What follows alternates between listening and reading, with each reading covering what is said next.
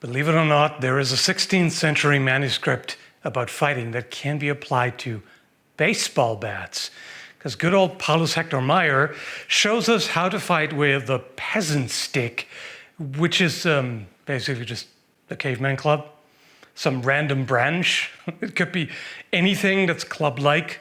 So it applies to these. Keep in mind, interpretations can vary. We're looking at a text with a single image after all, and the description isn't always unambiguous. I'm gonna link a few other videos about Mair's techniques, so you can compare interpretations if you like. Either way, in my opinion, this should work perfectly well for baseball bats or similar club-like weapons, improvised or otherwise, including situations like defending oneself with a bat or club against a machete, for example. And finally, the obligatory disclaimer: this is just for entertainment. I do not condone violence. I've been trying to come up with an impactful segue, but no matter how much I bat my head against the wall, it just all seems off base, you know? So I'm just gonna go ahead and talk about my sponsor, Thorum. If you appreciate well-designed jewelry handmade in a small shop of interesting materials, you'll like Thorum. You can go with the classics like steel, ceramic, various types of wood, or you could pick exotic materials like dinosaur bone and meteorite.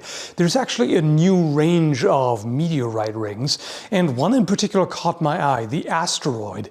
At first glance, it almost looks like Viking Age deliberate decorative patterns, but then you notice that it's all natural. Such an interesting material, and this is a really cool design. And of course I still like the synthetic fire opal that contrasts so well with the ironwood. So take a look at Thorum through the link in the description. I'm sure there's something you'll find interesting, and you'll be supporting the channel at the same time. So what does he show us? Well,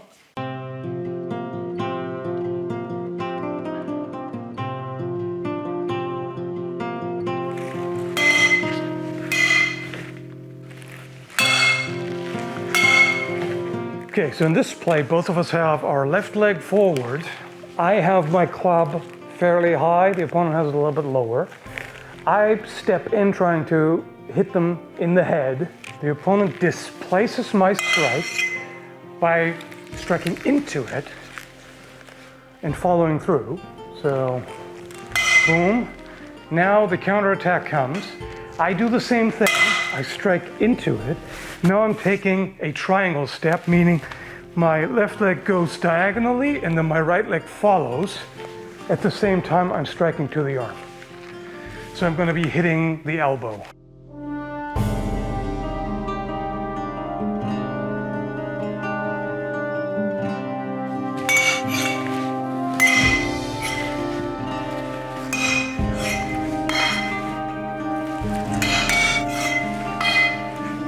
Both of us have the right leg forward, and the opponent attacks. He doesn't mention footwork there, but because the starting position and the end position is with the right leg forward, the only way I can interpret that is passing, or advancing step rather.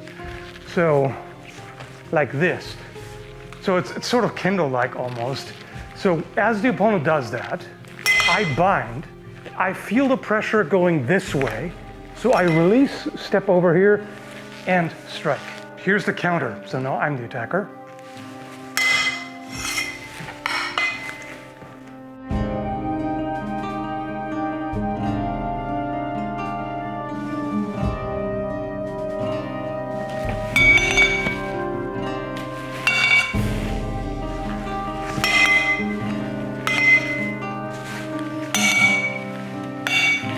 For the next one, both have the right leg forward. So I stand like this, the opponent steps forward to strike my right leg. I catch it like this, then I step to my left and counter. How to defeat that? So I step in to strike the leg, counter comes, I step back with my right leg, and then counter like this. Now, in the manuscript, he mentions a step. The idea is that from here, I step back to defend, and then I step forward to strike, but if I do that, I'm too close. That probably has to do with our different reach. If both of us were of roughly equal height, I might need that step.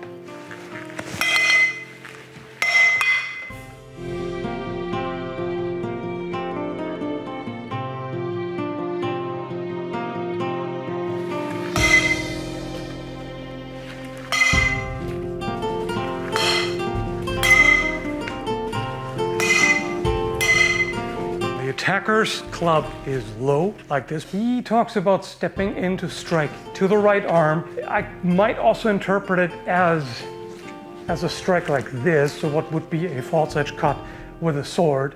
So overrun as in the arms cross over. I'm not sure what he means. I mean, either would work. I could definitely see this being effective, or it could also be a simple blow. Either way, so what's the counter to that? Simply stepping back, deflecting, and countering. Pretty simple. How do you defend against that? Well, stepping back with the right leg, displacement, and counter.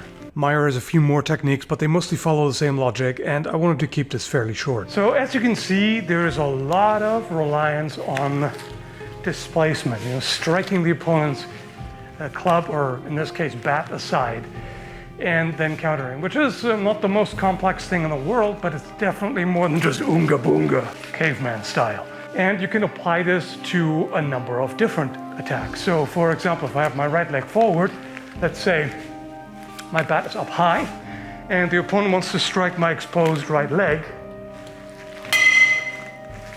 Same logic, I strike into it, and I follow through. So that's the important difference between a sword and a club, because a lot of this looks quite a bit like sword fighting, and you can absolutely use sword fighting techniques, right?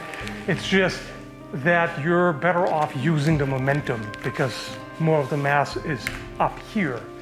So it's good, instead of trying to do a sword cut where you often keep it in front of you. You can do it with this, but it's more efficient to keep using the momentum you've got.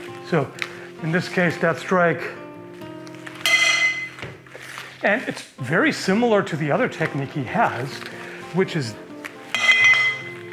the only difference is, instead of just sticking it out and catching it like this, I'm striking into the opponent's attack. The tighter you can make the movement, the better. Up high, boom. The nice thing is, the moment I make contact with this, it actually helps me power this, because it immediately brings my bat to a stop and drives it a little bit back. So I can use that momentum to immediately come around like that. So, boom. Beautiful. Then of course you can also add things like against an overhead blow, step in and catch it like this, and then use the end of the handle to do something like this perhaps, or with this side. Not as effective as with a sword, but you wouldn't want that in your face now, would you? If both are standing like this, you might want to try to snap the arms like that. It's not as fast as with a sword, but it can still be done. If the opponent does it, you just need to use a tighter movement to deflect that. Boom.